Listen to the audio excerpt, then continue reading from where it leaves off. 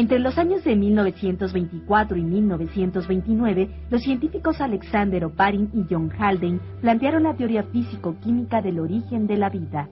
Aunque Oparin, un bioquímico ruso, y Haldane, un biólogo inglés, trabajaron en esta teoría por separado, al final llegaron a conclusiones muy semejantes. En la actualidad, la teoría físico-química es la más aceptada por los científicos. En ella se explica el origen de la vida a partir de una evolución química y de los fenómenos físicos de la materia.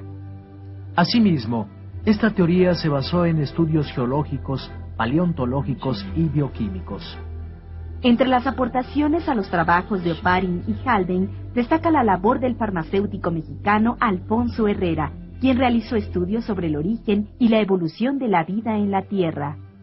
Entre las obras más destacadas de Alfonso Herrera se encuentra Biología y Plasmogenia, un libro que en su tiempo fue traducido al francés. De hecho, al profesor Herrera se le considera como el creador de la plasmogenia, ciencia que estudiaba el origen del protoplasma, es decir, el origen de la vida. Sus estudios fueron publicados en México y en el extranjero y sirvieron de base tanto a Oparin como a Haldane para desarrollar su teoría.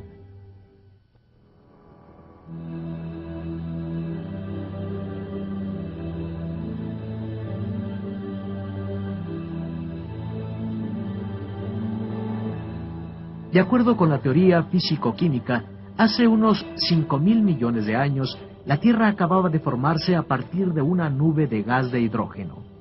De manera simultánea a la formación de la Tierra, se originaron el Sol y los demás planetas del Sistema Solar.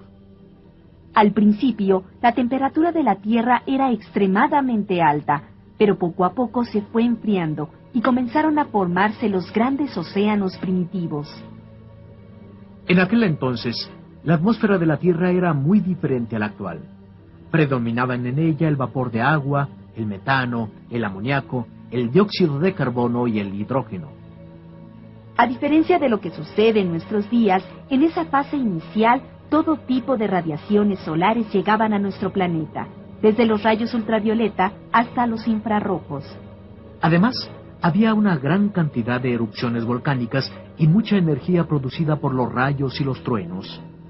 En los océanos primitivos llenos de elementos y compuestos inorgánicos comenzó la evolución bioquímica. Esta evolución consistió en la síntesis de los primeros compuestos orgánicos, entre los cuales se encontraban carbohidratos, lípidos e inclusive aminoácidos. Las altas temperaturas en el agua de los océanos facilitaron el medio adecuado para que las moléculas orgánicas evolucionaran. Durante millones y millones de años, estas sustancias se combinaron químicamente entre sí. Algunas de ellas se unieron formando sustancias más complejas. Como resultado del proceso evolutivo, las sustancias complejas quedaron delimitadas por una membrana. Fue entonces cuando comenzaron a darse procesos especializados. A estas sustancias delimitadas por una membrana, Oparin les llamó protobiontes. La existencia de los protobiontes se prolongó por millones de años.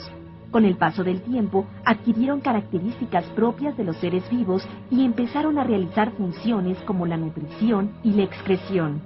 Asimismo, comenzaron a reproducirse, lo que implica la aparición de los ácidos nucleicos, portadores de la información genética.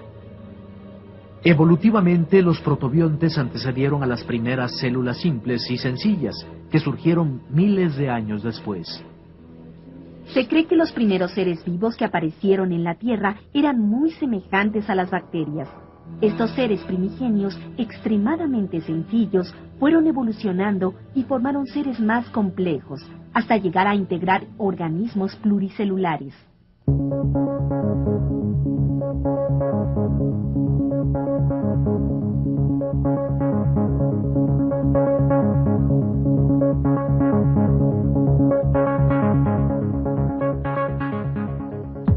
En 1953, los químicos estadounidenses Stanley Miller y Harold Urey intentaron reproducir en un laboratorio las condiciones sugeridas por Oparin y Haldane en su teoría.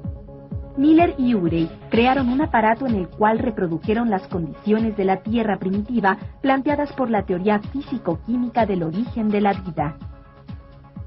El aparato consistía en varios recipientes conectados entre sí.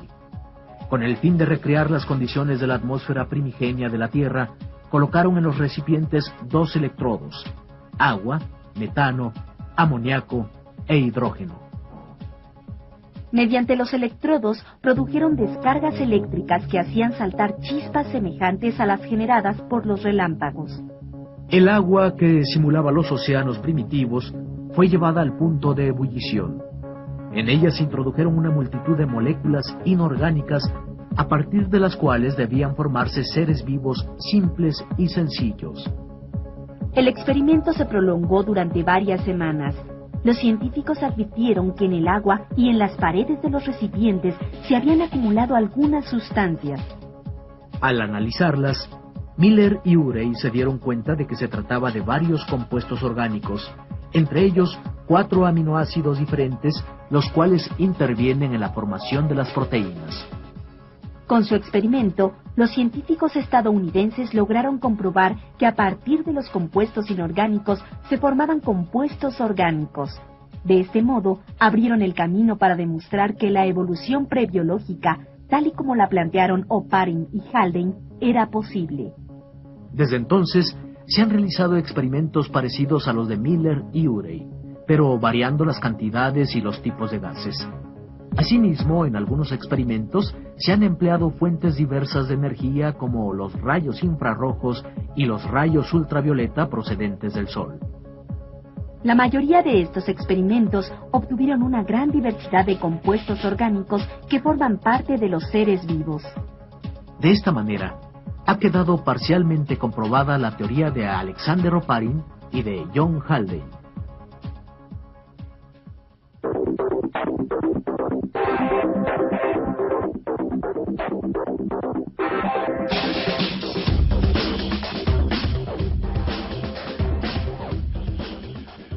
Los experimentos realizados para comprobar la teoría físico-química han logrado demostrar que es factible que el origen de la vida haya sido tal y como lo expusieron Oparin y Haldane. Sin embargo, debido al amplio periodo de tiempo que abarcó el proceso del surgimiento de la vida en la Tierra, resulta imposible reproducirlo en su totalidad dentro de los laboratorios. Pensemos simplemente que este proceso se extendió a lo largo de millones de años. El obstáculo del tiempo ha puesto a los científicos frente a un difícil escenario, pues tal vez nunca se llegue a conocer cómo se formaron los primeros organismos que habitaron nuestro planeta. A pesar de este inconveniente, la teoría físico-química ha permitido dibujar una imagen bastante cercana a lo que pudo haber sido el génesis de la vida en nuestro planeta.